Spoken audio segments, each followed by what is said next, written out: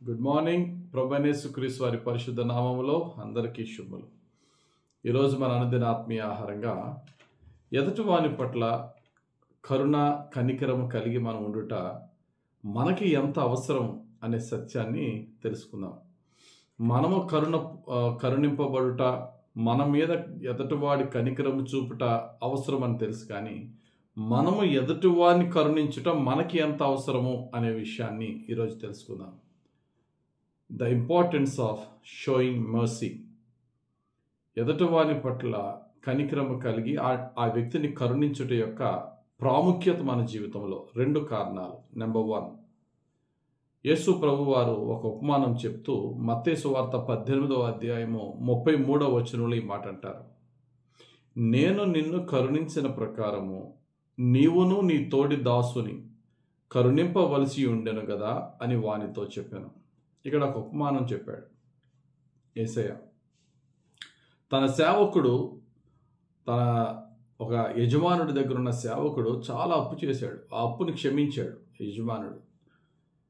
క్షమింపబడిన తర్వాత వాడు బయటికి వెళ్ళిన తర్వాత వాడి దగ్గర అతి చిన్న డబ్బు, అతి తక్కువ డబ్బు తీసుకున్న వాడిని పట్టుకుని వాడు ఇవ్వలేదని చెప్పి వీడు వాడిని శిక్షిస్తూ ఉంటే పక్కనున్న దాసులు చూసి, అయ్యా నీవు వాడి విస్తారమైన అప్పును నువ్వు క్షమించావు, అతి చిన్న కొద్దిపాటి సహాయం వాడు ఎదుటివాడు వాడి దగ్గర అడిగి తీసుకున్నాడు, తిరిగి చెల్లించలేదని చిత్రహింసలు పెడుతున్నాడని తెలుసు అని చెప్పిన వెంటనే ఈ యజమానుడు క్షమించిన వాడిని వెనక్కి పిలిపించి, యు డోంట్ డిజర్వ్ ఫర్గివ్నెస్, నీవు క్షమాపణకి అర్హుడవు కావు.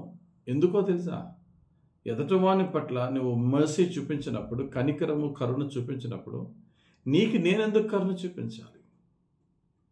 నేను నిన్ను కరుణించిన ప్రకారము నీవును నీ తోడి దాసుని కరుణింపవలసి ఉండెను కదా. కాబట్టి మొదటి కారణం, ఎదుటివాని పట్ల కరుణ చూపవలసిన మొదటి కారణం ఏంటంటే, నేను ఆల్రెడీ కరుణింపబడ్డాను నా దేవుని ద్వారా. ఈ వాక్యం వింటున్న వారు ఎవరైనా సరే, అబ్బాయి నేను దేవుని ద్వారా ఏమీ కరుణింపబడలేదండి అనేవారు ఎవరున్నారా?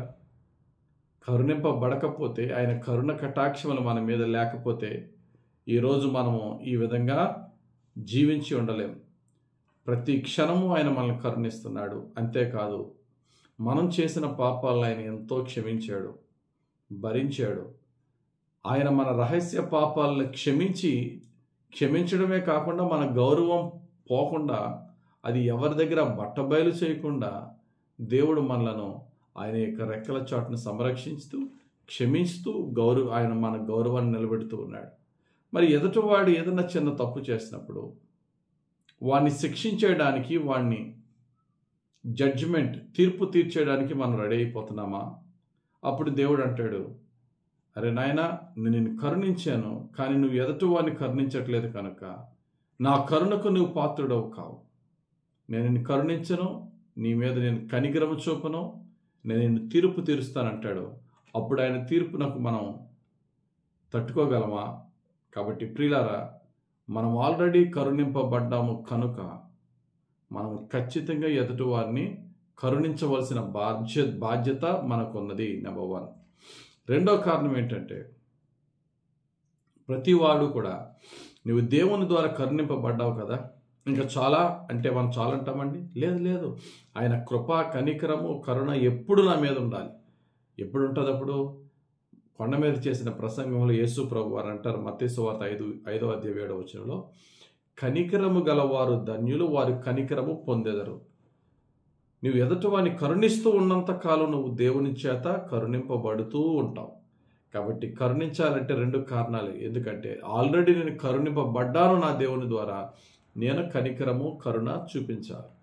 రెండో కారణం, నా దేవుని యొక్క కరుణ నేను కోరుకుంటున్నాను కాబట్టి అది నా యొద్దకు రావాలంటే ముందే నేను ఎదుటివాడిని కరుణించాలి. కాబట్టి ప్రియులారా, ఎదుటివాడిని కరుణిస్తున్నామంటే వాడికి ఏదో మేలు చేస్తున్నామని మాత్రమే కాదు, మనము మేలు పొందుకుంటాము అనే సత్యాన్ని గమనించాలి.